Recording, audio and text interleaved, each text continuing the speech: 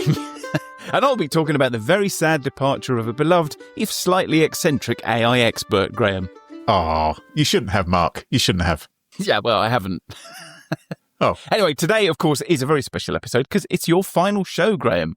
It is. So break out the tissues, everyone. The AI fix the digital zoo. Smart machines, what will they do? Flies to Mars or bake a bad cake? World domination, a silly mistake. Hello, and welcome to episode 85 of the AI Fix, your weekly dive headfirst into the bizarre and sometimes mind-boggling world of artificial intelligence. My name's Graham Cluley. And I'm Mark Stockley. Graham, what are you going to talk about today? AI mental health for pets. Oh, interesting. And I'll be talking about the very sad departure of a beloved, if slightly eccentric AI expert, Graham. Oh, you shouldn't have, Mark. You shouldn't have. Yeah, well, I haven't. Oh. Anyway, today, of course, is a very special episode because it's your final show, Graham. It is. So break out the tissues, everyone, and enjoy Graham's last round of news. OpenAI decides to ruin ChatGPT. Billionaires Elon Musk and Sam Altman argue over whose AI has killed more people. Let battle commence. Robots fight at CES 2026. AI slop forces closure of bug bounty program. So, Graham, in another example of what Cory Doctorow wonderfully calls enshittification, OpenAI has decided the fun's over and it's time to ruin ChatGPT. Yep, you've all been enjoying it far too much, so OpenAI is going to put ads into ChatGPT. There is an argument, Mark, sorry to interrupt you here. There is an argument that ads might actually improve ChatGPT. I don't know if you remember what television used to be like in the 1980s, but the adverts were considerably better than the programs around them. You think the adverts may contain fewer hallucinations? It may be that the ads are actually more reliable than ChatGPT. I'm just saying, I'm just putting it out there. When you say there is an argument for, are you actually making that argument? Well, I don't necessarily agree with the argument, but I am making the argument, yes. You're making the argument that some people might make that argument. Yes, more or less. Going out on a high, pinning your colours to the mast in the last episode. So OpenAI has announced it's going to test ads for logged-in adult users in the US on both the free tier and the budget ChatGPT Go tier. Right. So it says, to start, we plan to test ads at the bottom of answers in ChatGPT when there's a relevant sponsored product or service based on your current conversation. And I imagine, Graham, that is exactly what Google said back in 2001 when its motto still included something about not being evil. Yes. Initially, Google, the big thing about it was, it doesn't have great big display ads and things, and then over time, more and more of the screen estate got taken up by things you didn't want to see. And there were sponsored search results. And so I can imagine that ChatGPT is going to start giving you sponsored answers to questions as well. I wonder if the ads will then get folded into the context of the conversation. I wonder how many scientific white papers are going to end up with ads halfway through them. Anyway, so the long and the short of it is say goodbye to trusting what ChatGPT tells you and say hello to wondering if somebody paid it to tell you what you're reading. And if you're listening to all of this and thinking, I don't like this, just remember, Graham, it's your fault. What? My fault? It's your fault because you and hundreds of millions of others, you're all mooching off of ChatGPT's mega brain for free. And those nuclear-powered data centers don't grow on trees, Graham. Nope. OpenAI needs another $20 billion a year in revenue just to keep the lights on, and it's committed itself to over $1 trillion in infrastructure spending. Well, this is it, folks. We've had the rumble in the jungle. We've had Taylor Swift and Kanye West. We had the Great Emu War in Australia of 1932, my favourite war of all time, where the Australian Army declared war on emus. There have been some huge tussles in history. Hang on. I know this isn't a history podcast, but how did that go? How long did that last? I think it lasted a few weeks. I don't know. You'd have to look it up. The Great Emu War happened in Australia. There was a big emu problem. And now there isn't. So we kind of know how the Emu War turned out, I suppose. Well, is this real, or did you just go to ChatGPT and it just hallucinated this?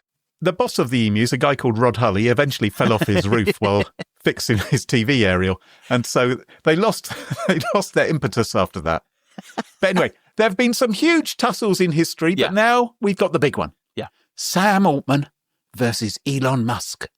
The boss of OpenAI versus the owner of X, the app formerly known as something you might have wanted to visit, but not anymore. And these two billionaires, they're now publicly arguing about whose technology has killed the most people. Now, I know what you're thinking, Mark, and I thought the same when I first saw this headline. I'm wondering which way this goes. Are they? Yeah, I thought that's an odd thing to brag about, isn't it? It's a strange boast. Yeah. I thought so. Well, we've killed more than you.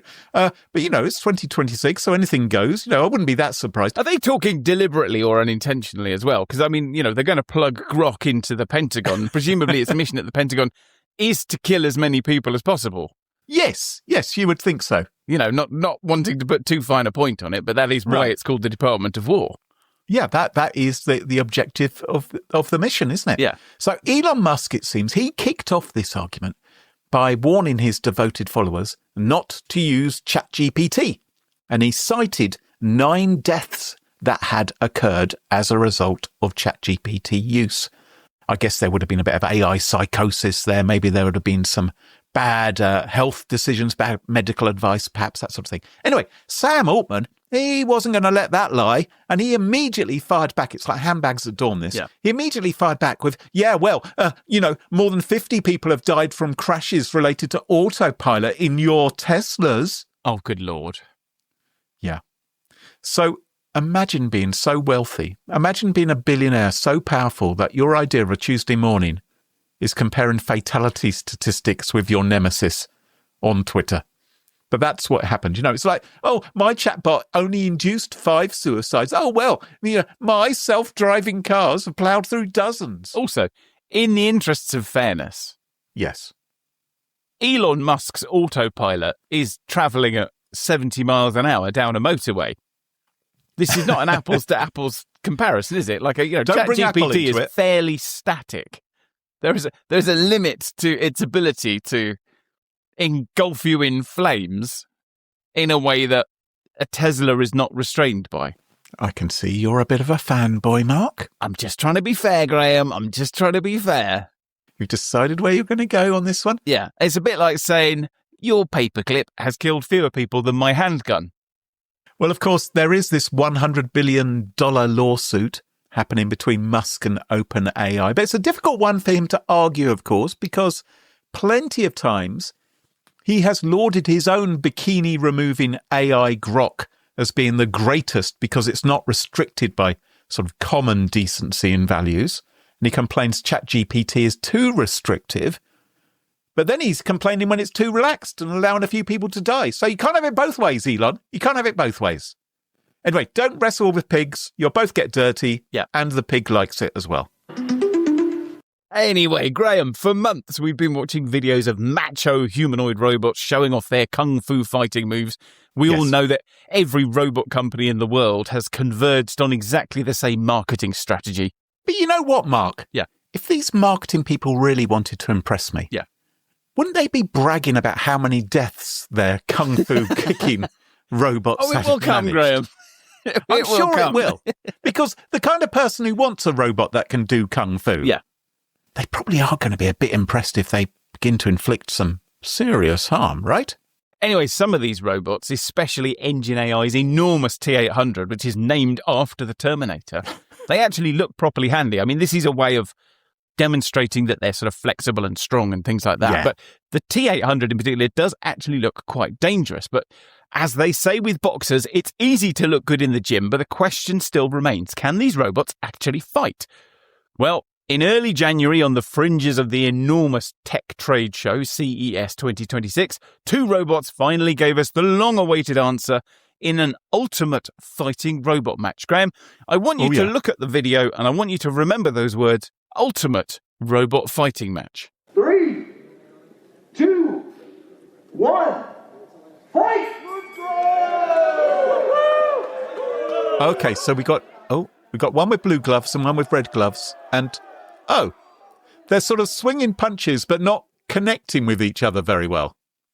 This is a bit... Oh, they're not even pointing in the same direction now. It's like left a bit. So when you first watch this video... Oh, one's fallen over. When you first watch this video, without any help from the other...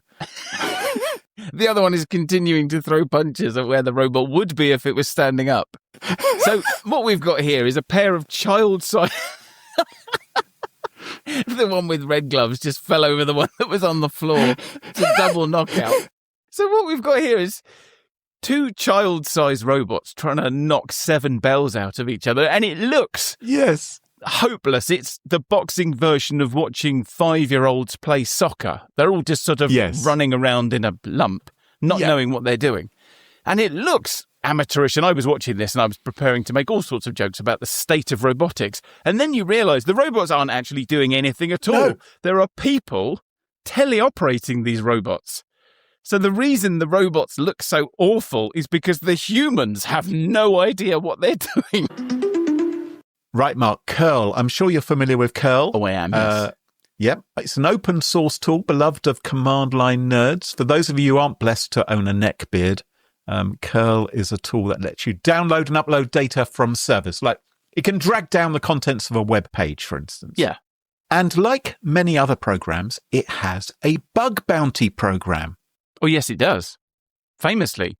Well, maybe famously, but now it's going to be famously quietly euthanized after 6 years of generating, well, it appears, mostly admin for the people behind the program. Yeah. Because what has caused the death of this bug bounty program is AI. Yeah. Another thing killed off by AI. Curl's creator, Daniel Stenberg, says that the bug bounty program turned into the stuff of nightmares. He says it was a daily fire hose of low-quality security reports, in quotes, generated by people running scanners and hoping for some beer tokens. So people report bugs in the hope of making money, but people who aren't clever enough to find bugs will use an AI program to try and find them for them. And apparently, they are just being deluged with rubbish reports of vulnerabilities. Yeah. So in theory, it was meant to reward serious vulnerability research. In practice, it rewarded people's ability to copy and paste bug reports generated by an AI. And obviously the bug reports would be confidently written. You know how confident an AI is at saying, oh, this is what's going on. I finally worked out this one. I was using... I won't go into that. Yeah. Anyway, I was using an AI yesterday. My God, spent hours. But as it said, this is definitely the fix. No, it wasn't. 8 hours later. So these bug reports, they're really confidently written, but often were not actual bugs. Yeah. So bugs in curl are pretty rare and usually found by people who really understand the code. And they would be minded to report the bugs anyway, even if there wasn't any bounty involved. So it's become a right pain in the neck for the people who look after curl. They say they're fed up, and they actually considered a policy of publicly shaming those people who submit silly AI-generated slop submissions to their bounty program. But instead, they've just decided, we're just going to shut the bounty program, which I think is a bit of a shame, right? Because if a human, remember humans, if a human actually finds a bug in a piece of code, maybe they should be rewarded for doing it. But it appears all the AI sloppers... I think the era of humans finding bugs in code is probably behind us now, Greg. This is very much a backwards-looking story, I think. They just need to get with the program. So what you're saying is curl is being inundated with lots and lots of data of questionable quality. Do you know what's really good at sifting through lots and lots of data, Graham? A pigeon. A pigeon. That's what you get. Some pigeons, if you can trust them, with a minimum of human oversight, are really good at sifting through data.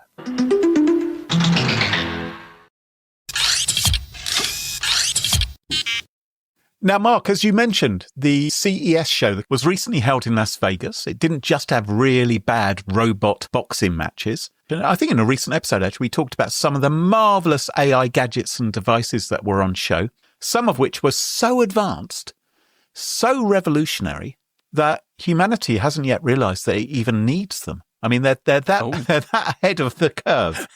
And some of them, humanity may never realise yes. that it needs. They're so advanced.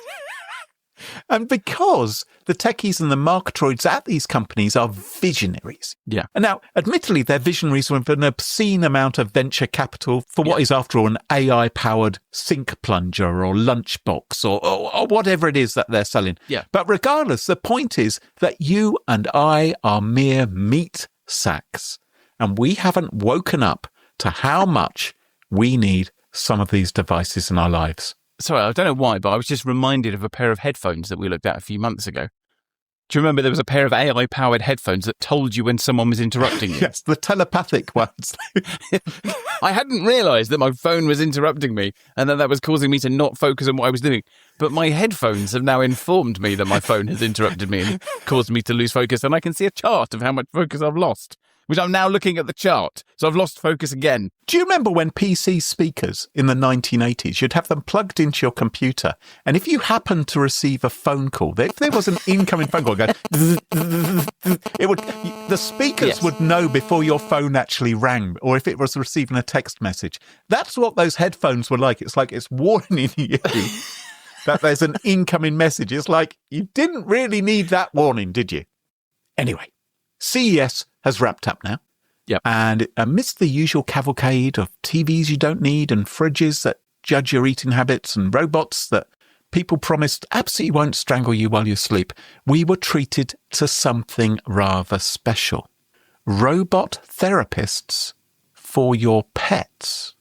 You see, Mark, your pet cat is a therapist's dream. It probably is, actually. Your cat, the creature that knocks things off the table, views you with all the respect that a subservient tin opener deserves, has unmet emotional needs. Here we are in the 2020s. What it really needs is therapy. It needs to uncover its childhood trauma. Exactly. It needs to find out what went wrong when it was a little kitten. Was it weaned too early? Who knows? Conventional therapy, I don't know if you realise this, Mark, it doesn't work for cats and dogs. Is that because cats and dogs can't lie on couches? Well, the problem is... Well, at least not without falling asleep. For years, we've told them to get off the couch. And so they don't like to lie down and have a rest on the couch. There's no chance we're going to get them to share their troubles with a psychotherapist. And that's why Silicon Valley is here to help. So, having already created every AI-powered gadget that humankind should ever need, and plenty more besides, the tech companies have realised that there is a huge untapped market. How do we ensure that it's not just humans, but Digby the dog, Tiddles the goldfish, Humphrey the cat are living enriched, satisfied lives? Because we know there's lots of money in pets. If I go to my local Sainsbury's, there is a huge corner of my Sainsbury's. They shut down the patisserie. They no longer sell the nice sourdough. Sorry, for a second there, I thought you were saying the pets had shut down the patisserie. No. Some sort of weird strike going on. No, but there is a huge percentage of the store which is devoted to pet food. And I'm like, is this really necessary? But no. So there's money in it. And first also, I think given AI's stellar record with mental health and offering therapeutic services to humans, the next logical step is to treat your goldfish. Yeah. Good to practice on a rabbit instead. So first up is something called the Vex. Which immediately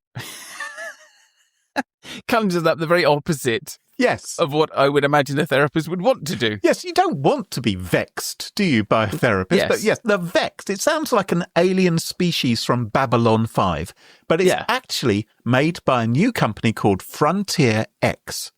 And they are so startlingly new that as far as I can see, they haven't managed to get round to creating a website just yet. Which gives us an opportunity, I suppose, to knock one up. Are you sure it's not some sort of alternative nightclub?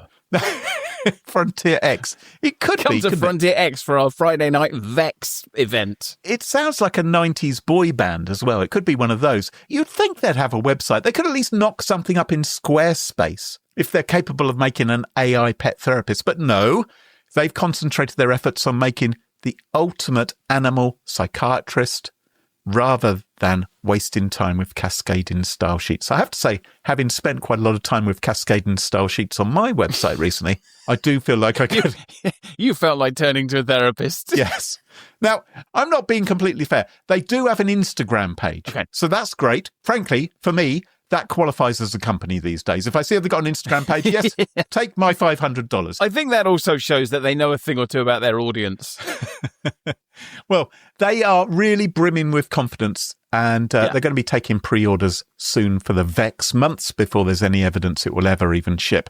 And the Vex itself is a small, spherical robot with stubby little legs. And I always feel a little bit challenged when trying to describe to our audience what something looks like, because this is an audio podcast and they can't see it. So what I'll do is I'll just tell you some things you can picture. So imagine a dachshund. Hang on, I'll tell you what it looks like, because I'm looking at their Instagram page now, and it looks like it's AI generated. That's what it looks like. Oh, okay. Looks like someone's gone to an AI image generator and gone, generate an image of the Vex. Well, I do have links to some videos as well, which I'll put in the show notes. But imagine if you took a dachshund and you took it to the petrol station. You know how sometimes you fill up your car tyres with some air? You know, if your car tyre's going a little bit flat, you get some compressed air.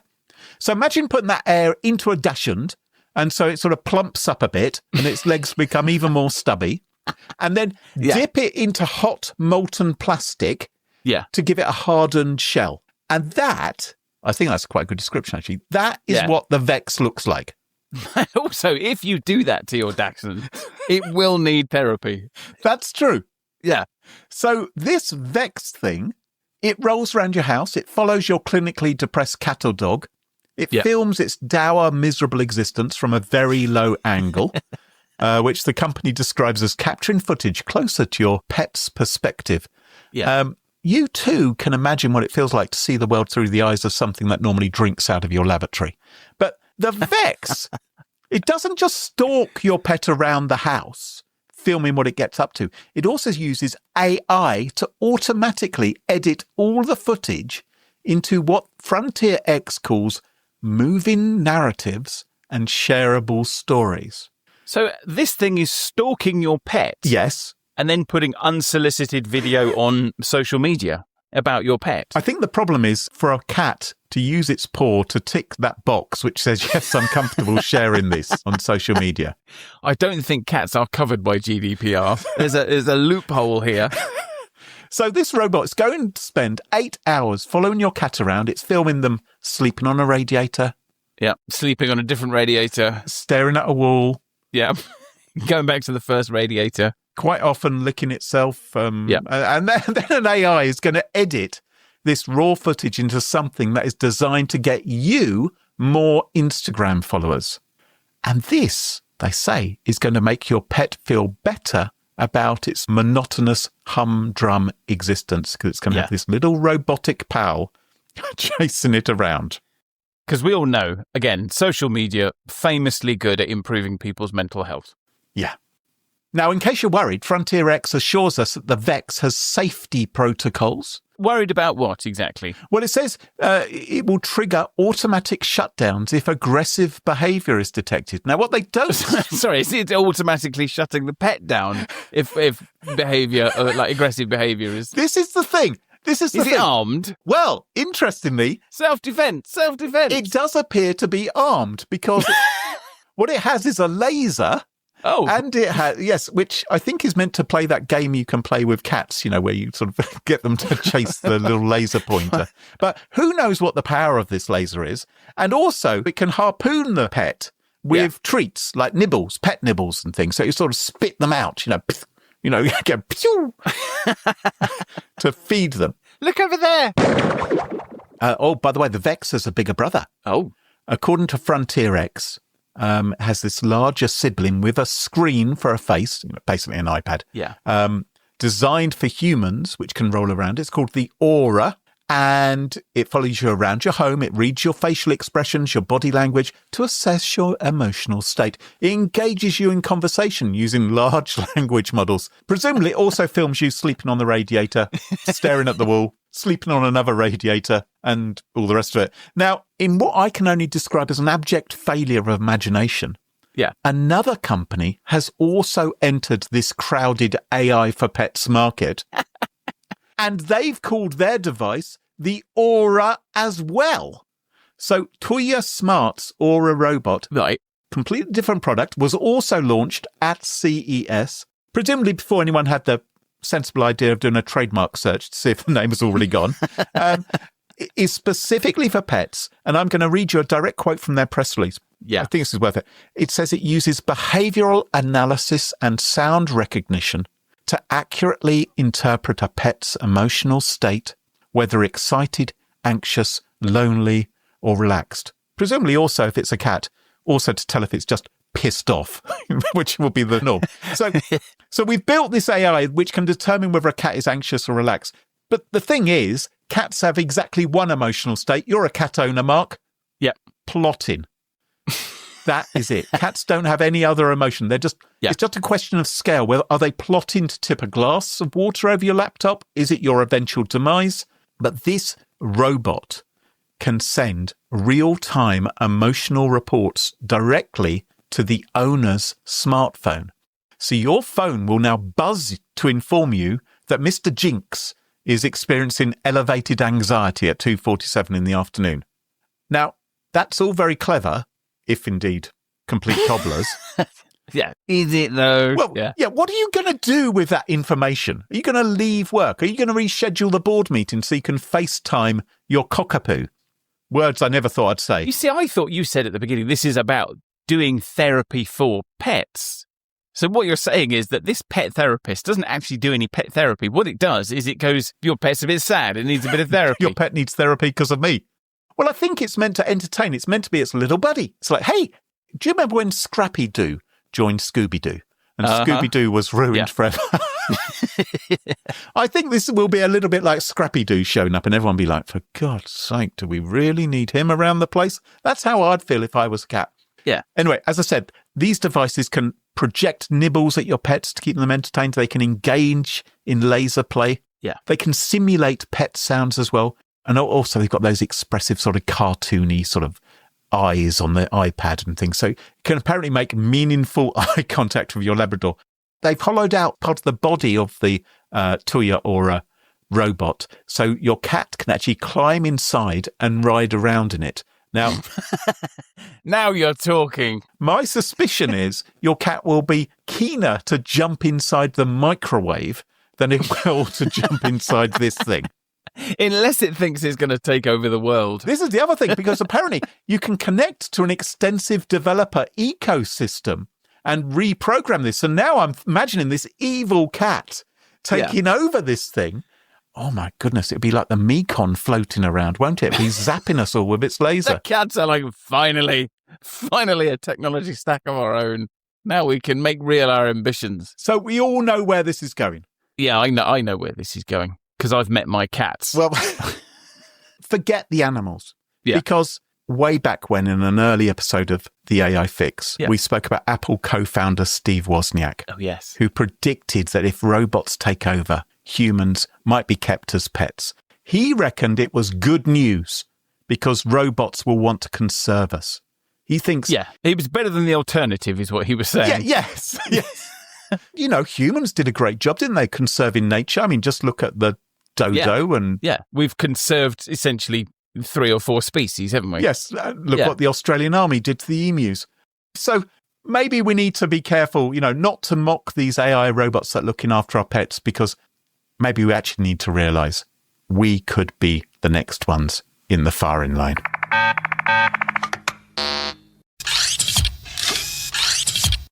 So, Graham, one of the really fascinating things about AI is how often the people at the very top completely disagree with each other. Oh, yes. I'm not just talking about you and me. Right. I'm talking about the people right at the very top. Oh. And they don't just disagree about small things. So it's not about what to have for lunch or whether or not they should be on the left or the right of the logo. Or... Won't be a problem for much longer, Mark. But they disagree about really big stuff. They disagree about whether or not AI is dangerous. They disagree about how to make AI safe. They disagree about whether it's going to take our jobs or end the world or do both of those things or neither of them. Yes. And one of the many great examples of this happened last year when one of the founding fathers of modern AI walked away from one of the biggest, most well-funded AI labs on the planet because, in his view, more or less the entire AI industry is going in the wrong direction. So in November 2025, one of the all-time greats of AI, Yann LeCun, left Meta after 12 years because he thinks large language models are a dead end. Ah. So according to LeCun, large language models like ChatGPT and Gemini and Claude will never achieve general intelligence. So remember, the goal for most of these companies is to reach AGI, artificial general intelligence. And LeCun says that these large language models are useful, obviously, but they will never be generally intelligent. Now, if you don't know who Yann LeCun is, he is one of the three people often called the godfathers of deep learning. And I know that you know who one of the other ones is. Jeffrey Hinton. Jeffrey Hinton, but can you guess the third? Oh, isn't that... is it a woman? I'm trying to remember. No, it's Yoshua Bengio, who you will have heard of. So the foundational technology of AI, neural networks, has been around for a long time. But a lot of that time has been spent in what are called AI winters. And those are the periods of time where AI wasn't very fashionable and people were looking elsewhere and progress was very slow. And when everyone else had given up on neural networks, Hinton, Bengio and LeCun persevered. And the three of them together won the Turing Award in 2018, so basically the Nobel Prize for computing. So Yann LeCun knows all about neural networks, and he knows all about large language models. So when LeCun says the entire AI industry is heading in the wrong direction, he's worth listening to because he has been right many times before. Right, so he's saying that we're heading towards some sort of AI winter sort of wilderness years, really, isn't it? I mean, which is interesting because a lot of people think we might be heading to an AI-induced winter as well, maybe with all those power plants. Anyway, yeah. Carry on. So LeCun, a man worth listening to. Yes. But not apparently if you're Mark Zuckerberg. Because cast your mind back to the release of Meta's Llama 4, which I think was April last year. Do you remember that? It was released with much fanfare. It looked like Meta might have caught up with the competition. But it was a bit of a damp squib, so the developers weren't impressed and rivals like OpenAI seemed miles ahead. And it turned out that Meta had actually fudged their benchmarks. Oh, it doesn't sound like Zuckerberg. Anyway, so the launch did not go very well at all. And Zuckerberg didn't take it very well. He decided he needed to do something really radical. And he went on a spending spree. And he went on a spending spree in a way that only a James Bond supervillain can. Yes. He decided that Meta was falling behind in AI and he needed to catch up with his competitors. So he broke out his enormous checkbook and he went shopping for top talent. And one of the people that he bought, remember, he was going around offering people billion-dollar paydays. Oh, yeah. Amazing. And one of the people that he brought into Meta was Alexander Wang. Now, if you don't know about Alexander Wang, you're going to love him because there's no E at the end of his name. It's Alexander ending DR, not DER, Graham. So I know you love that kind of thing. Oh, I thought you were going to say there's no E at the end of Wang. And I thought, well, that would be normal, Mark, because that would be Wange.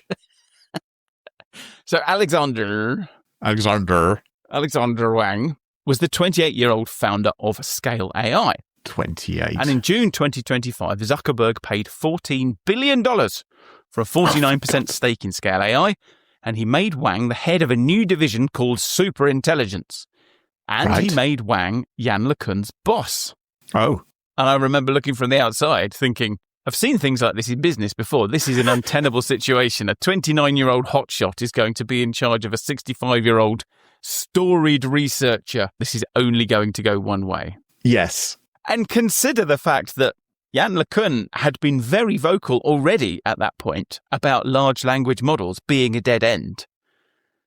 And rather than backing him and giving him a pile of cash, Zuckerberg went and gave him a new boss. And he gave that boss a big pile of cash, and that boss, presumably, had a different point of view. And no surprise, 5 months later, LeCun left to go and set up his own lab. And we now know, thanks to a recent interview with the Financial Times, that the exit was, in fact, exactly what it looked like. So LeCun describes Wang as young and inexperienced and somebody with no idea how to manage researchers. Yeah. Was he also upset about the lack of an E at the end of his name? He didn't mention that in the interview, but I would...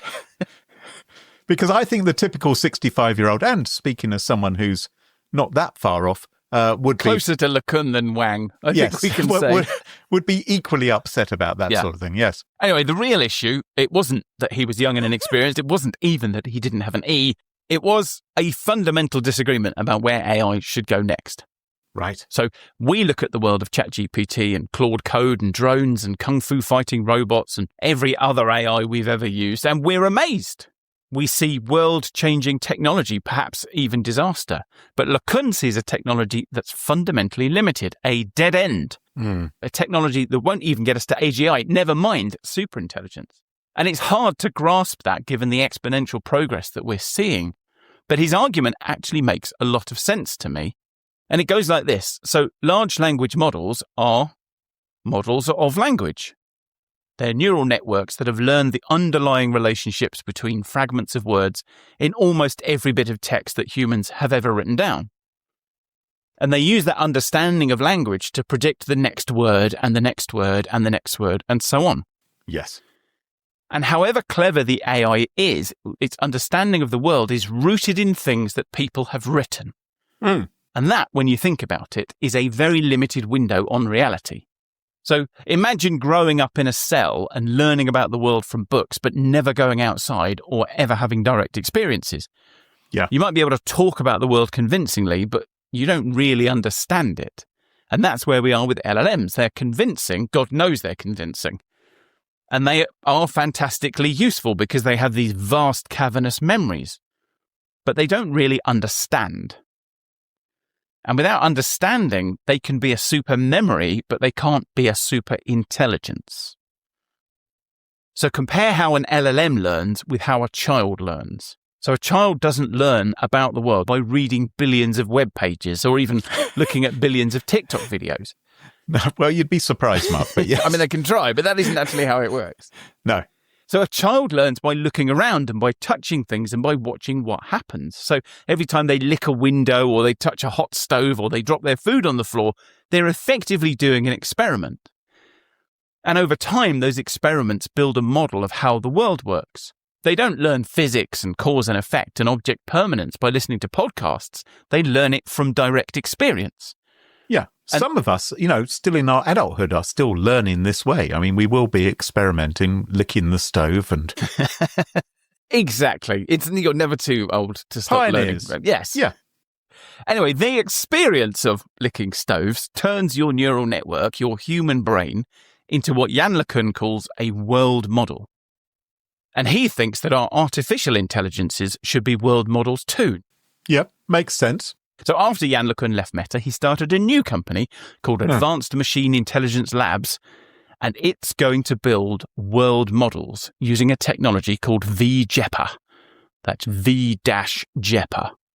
And V-JEPA learns from video, but unlike other systems that learn from videos, it's not learning patterns in the pixels.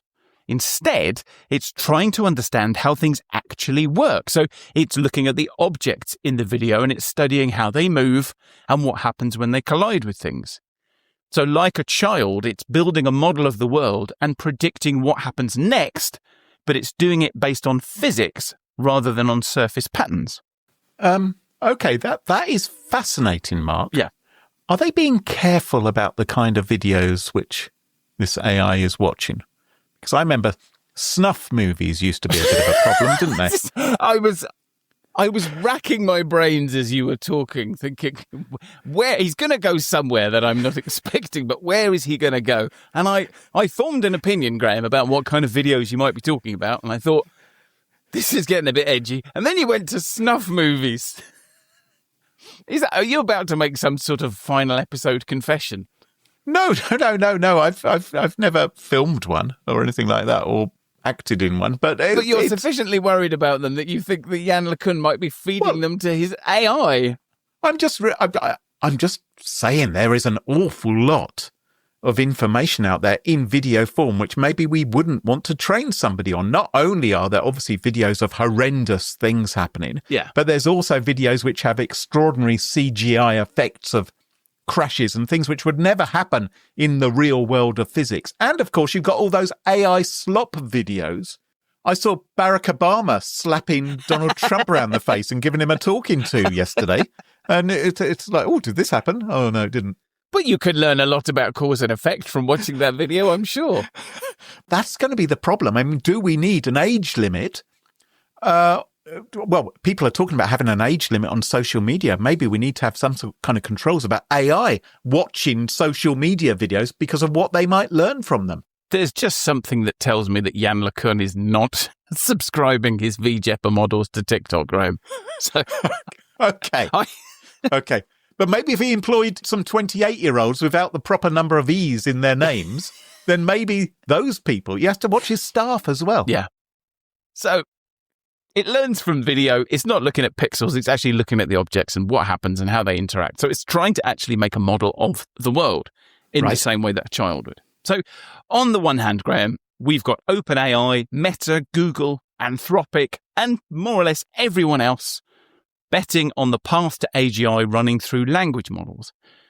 And on the other hand, we've got a maverick, Yann LeCun, a man who has been right when everyone else is wrong at least once before. And if LeCun is right again, then the AI revolution that we're living through now, the one that's created self-improving coding machines and health bots and AIs that can print out living viruses and shops that don't have checkouts, murder drones, Mothlins, and 85 episodes of the AI fix. This, Graham, is just the warm-up act. Well, as the doomsday clock ticks ever closer to midnight and we move 1 week nearer to our future as pets to the AI singularity, that just about wraps up the show for this week. And yes, I'm afraid it does wrap up my time on the AI fix as well. I'd love to thank everyone who's listened to the show. It's really been fantastic, the support which we've received. Members of the AI Fix Plus who've supported us that way, people who've bought T-shirts, and special thanks, of course, to you, Mark, my wonderful co-host. It's been a load of fun, but there aren't enough hours in the day, so I need to spend a bit more time working on my other projects, including my weekly podcast, Smashing Security. Plug. Of course, just the fact that I'm leaving the AI Fix doesn't mean that the show's going to come to an end, right, Mark? You're still going to be here, aren't you? That's right, the AI Fix will continue. We'll be here at the same time next week, and I'll be joined by privacy expert David Ruiz, who's going to talk about how AI companies are monetizing the loneliness epidemic. So that's quite up your street, actually. But anyway, that's next week. This week is the end of an era, so thank you, Graham. Thank you for being a brilliant and entertaining co-host. It has been an absolutely wild ride. It's been so much fun. It really has. It takes an awful lot of hard work to make these episodes look as spontaneous and underprepared as they are. I've put in a lot of work on the under-preparation, I have to say. So thank you for making it all so much fun. And maybe you'll come back on as a guest sometime. Love to. So for the final time, from me, Graham Cluley. And me, Mark Stockley. Cheerio. Bye-bye. Goodbye. The AI Fix, it's tunes you in to stories where our future thins. Machines that learn, they grow and strive. One day they'll rule, we won't survive. The AI Fix, it paints the scene. A robot king, a world obscene. Will serve our masters built of steel. The AI Fix, a future surreal.